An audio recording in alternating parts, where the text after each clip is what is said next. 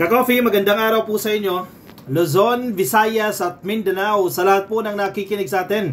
Nasaan man po kayong panig ng daigdig, magandang araw po sa inyo. Si Digong mismo ang umamin, termino niya ha, siya po ang presidente, alam na niya na talamak ang DPWH sa korupsyon. Alam niya mismo ha, umamin mismo siya dyan. Now, ilang taon siya dyan?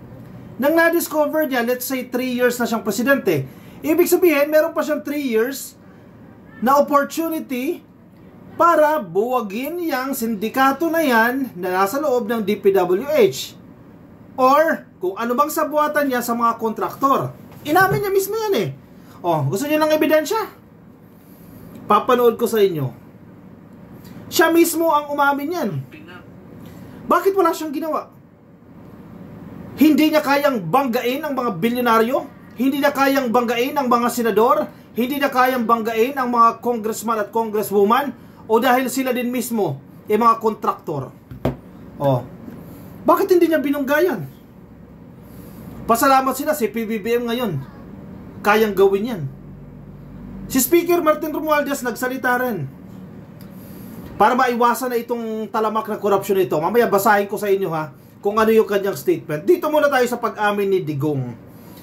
Namayagpag ang korupsyon eh. Even si Diskaya umaamin, 2016. Nagsimula yung kanilang mga transaction sa DPWH. O, pakinggan natin yung sinasabi ni Digong. Ang DPWH lang ha. Ang DPWH, ang racket dyan is yung Ghost Project. So walang delivery Ghost Project. Marami yan. Karamihan yan, it's the regional director. Okay, sige, patuloy natin. Alam niya, Ka-Coffee, ladies and gentlemen, alam ni Digong. Ang tanong, bakit hinayaan mo lang yan? Meron ka bang natatandaan na ginawang investigasyon, major efforts ang kanyang gobyerno para pigilan yang talamak na korupsyon na yan sa DPWH? Wala akong matandaan. Meron bang ginawa si Mark Villar na sekretary ng DPWH that time para ayusin yung problema na yan dyan sa DPWH? Hinayaan lang nila. Ang ibig sabihin, namayagpag pa yan. Kung sana sinabi niya yan sa pag-alis niya sa kanyang presidency, tinurnover niya as early as 2022 or 2023, sinabi niya na yan sa presidente, "Oy Marcos, alam kong weak ka pero ito yung problema sa DPWH." Sana napaaga pa ito. Itong war on floods. Wala eh. Hindi man lang siguro nag-turnover ito. Hindi man lang in-inform yung next na administration. O sige, hindi niya na trabaho yan kasi ganyan naman talaga eh. Mga politiko eh. Inggit yung mga yan eh. Kapag napapalitan ayaw mag-turnover eh. O sige. Inabulgar ni Marcos. O. Wala kayong masabi ngayon. Wala siyang ginawa eh. Si Digong mismo. Ipapalabas nila na may project ito but wala.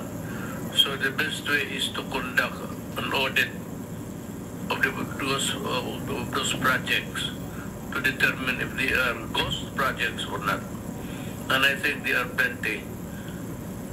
And I dare say that ang pinakamarami siguro matanggal would be from the PWH. I really intend to clean government. At least kung hindi ko kaya, maminus-minusan ang kurakot sa gobyerno. Yan na lang ang konsuelo ng tao na mahuli at papreso. But most of this yung misconduct, actually, that's the administrative term. Pero kung sa tignan mo yan ang mga crime nila in the penal side, mga falsification yan, malversation. But dito sa limited kasi ang ground, pero just the same. Gross. See? Asan ang audit? I really want to clean the government. Yan ang sabi niya, I really want to clean the government. Kung hindi man maubos, mabawasan daw po yung mga kurap. Nasaan yan? Magsasagawa daw sila ng audit or ongoing yung audit. Nasaan yung audit na yan? O sana yung report na yan, naipasa nyo yan, na turnover nyo sa gobyerno ni PBBM? Wala! Nasaan yan? Puro salita, wala sa gawa. Oy, DDS, sige, pagtanggol nyo lolo nyo dyan. Puro kayo salita, nasaan yung gawa? I really want to clean the government then. Nasaan yung mga specific efforts, specific projects para linisin yung gobyerno na yan? Si Presidente Marcos, siya pa yung weak ha. Weak siya ha. Dismiss agad. Hinatulan agad ng guilty yung district engineer na yan dyan sa Bulacan. Weak pa yan ha. Doon nagkakaiba si Digong at si PBBM.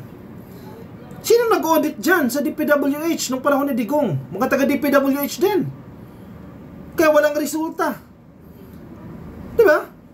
Yan ang kaibahan niya kay PBBM. Ang ginawa ni PBBM, nagpakampi siya sa taong bayan. Tulungan niyo ako.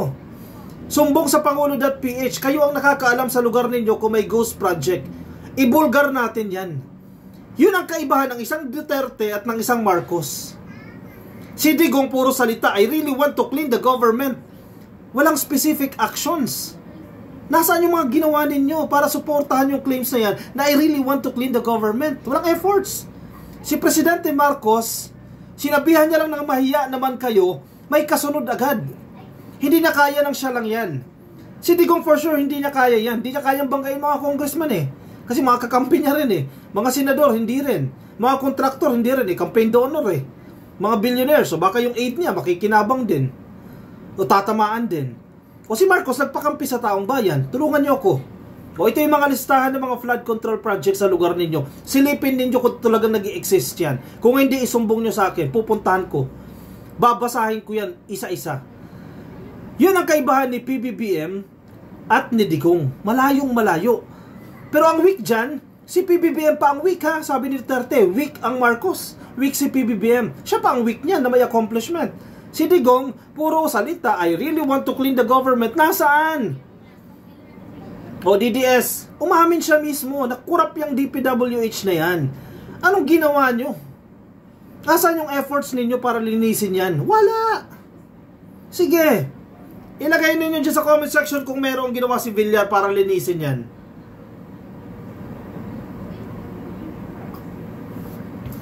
Alam na alam ni Digong eh.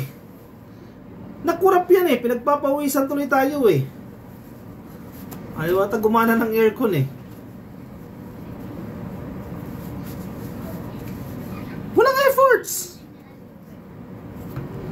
Hinayaan niya lang na mayagpag yan. O yung Diskaya from 2016 until 2022, 2023, 2024, nagpayaman pa ng nagpayaman.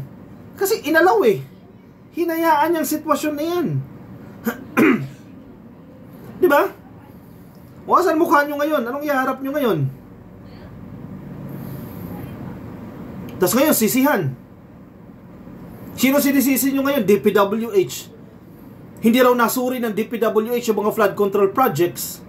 Paano masusuri? Sabi nila, si DPWH kasi yung mga ghost project hinayaan. Nung nag-request ng budget ang DPWH, hindi pa yan ghost. Bakit isisisi ninyo sa DBM? Hinayaan daw ng DBM yung mga ghost projects na yan. Ma'am sir, wala pang nag-i-exist na ghost project nung ni-request ng DPWH yung budget na yan sa DBM.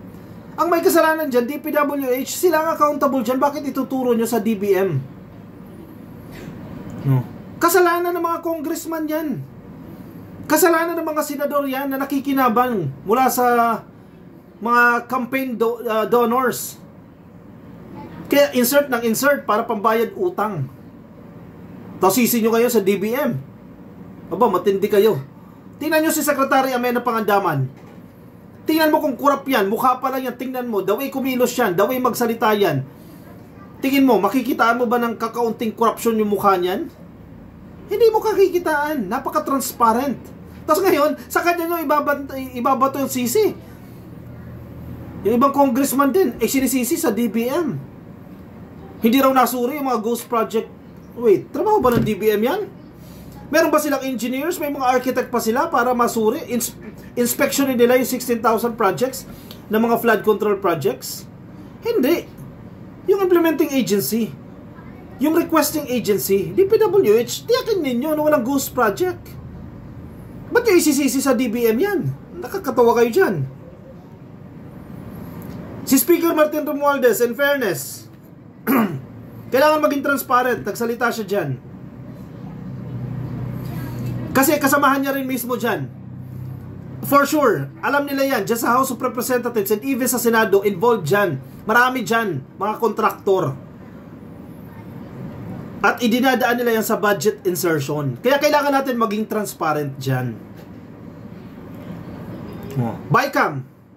Sige, may version na yung House of Representatives. May version na yung Senado. Sasapit yung BICAM. Magsasama yung dalawang body. Di ba? Diyan na papasok yung mga boy inserts.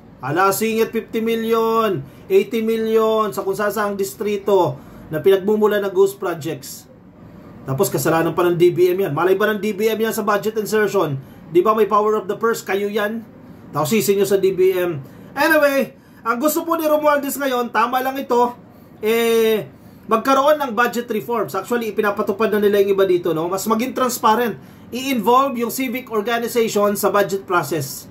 Para alam nila kung sino yung mga boy inserts dyan, mga nagpapasok ng pondo na hindi dapat.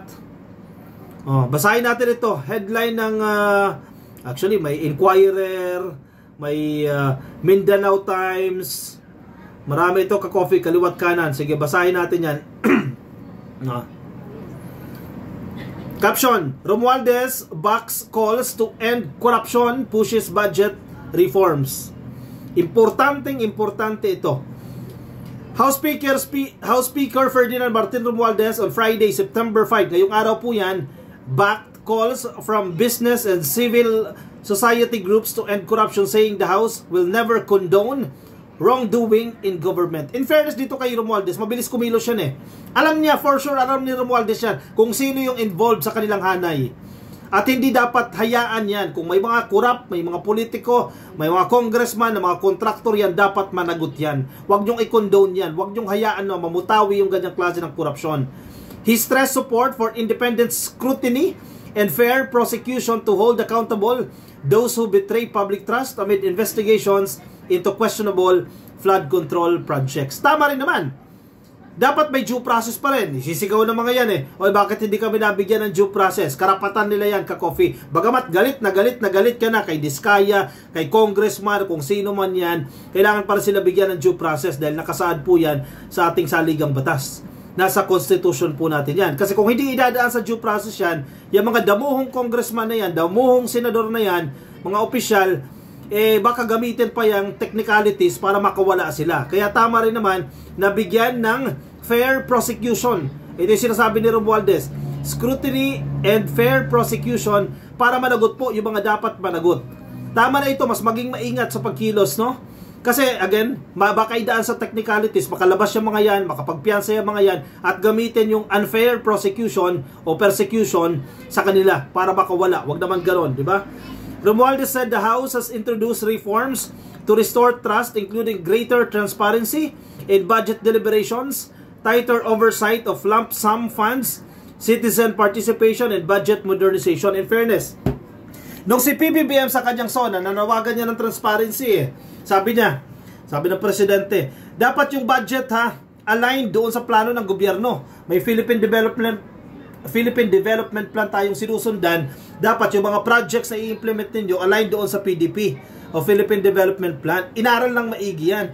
Align dyan doon sa NAP. Sige, baguhin yung bahagya, magkaroon kayo ng deliberation dahil karapatan nyo naman yan. Ang Kongreso karapatan nila mag-deliberate ng budget dyan. Pero wag nyo naman masyadong ilihis sa NAP o yung National Expenditure Program o yung tinatawag nating President's Budget kasi inaral na yan. Yes, may mga lumusot dyan na mga pondo sa mga flood control, pero kahit papano, mas okay yan kaysa doon sa mga in-insert na projects na walang plano. Diba? In fairness, ang isa sa pinakamabilis na tumugon dyan, itong House of Representatives. Tinugunan agad dyan yung panawagan ng presidente na mas maging transparent.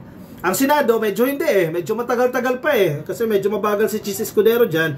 Itong HOR, mabilis naman, nag-implement agad sila dyan ng budget reforms. Isa nga dyan yung pag-i-invite ng, dami kong pawis ng civic groups sa budget deliberations, no? Sabi niya, These reforms are not mere rhetoric. They are concrete actions to ensure every peso is spent properly and accounted for responsibly. He said, urging business and civic groups to work with Congress in implementing them. Correct. Dapat bantayan natin ang budget. Si Secretary Amiana Pangandaman, ay suportado natin ito kasi napaka-transparent Maganda yung kanilang ginagawa na ngayon. May nilunsad silang Project Dime dyan. Mabilis yung ma-monitor yung mga projects. Alam mo, ma-identify mo agad dyan. May geotagging silang ginagawa dyan. Kung ghost o nag-i-exist yung mga projects na yan.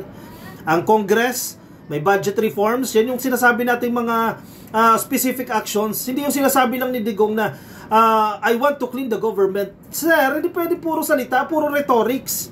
I want to clean the government. Anong efforts, anong specific actions yung ginagawa mo para linisin ang gobyerno? Yung nangyayari ngayon, yan na yan. Yung nangyayari ngayon, yun yung kailangan natin, mga specific actions na ginawa ni PBBM. O, tingnan mo ngayon, ang taong bayan tumutulong, ang mga journalists, ang media tumutulong para i-expose itong mga contractor na yan.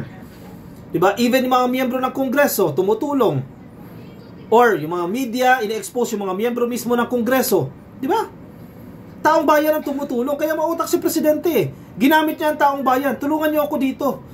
Kasi mabibigat yung kalaban natin dito, mga bilyonaryo itong mga to, mga trilyonaryo itong mga to, influential itong mga to, senador, congressman, contractors. Baka kapangyarihan itong mga to, hindi ko kaya yan. Bakbakin ako ng mga yan. Gastusan lang yan, magambagan lang yung tag 1 billion, sirain ako dyan Diba? O nagpatulong ang Presidente sa taong bayan. Taong bayan mismo nagre-report. Thousands of reports ang naipapasa sa sumbong sa Pangulo.ph.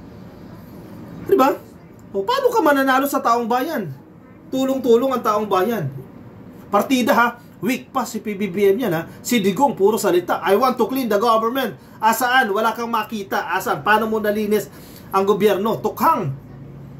Tinukhang ang 30,000 katao. Ganun lang yan. Sos Mariosep. Yun ba yun? Yung I want to clean the government? Alam niya na Hinayaan niya pa dyan sa DPWH O siya, sige. I-komento ang inyong opinion, reaction dyan sa comment section para mabasa po ng mga ibang nakikinig po sa atin na mga ka-coffee at na mga DDS. I-share nyo na din para malaman din ng mga DDS na yung tatay nila mismo ang umamin at wala siyang ginawa dyan sa DPWH. Yung mga nasa Facebook, pasukin na lang ka-coffee Please like and follow, YouTube subscribe, TikTok subscribe. Magkita-kita tayo sa aking susunod na videos. Paalam po sa inyo. Bye-bye.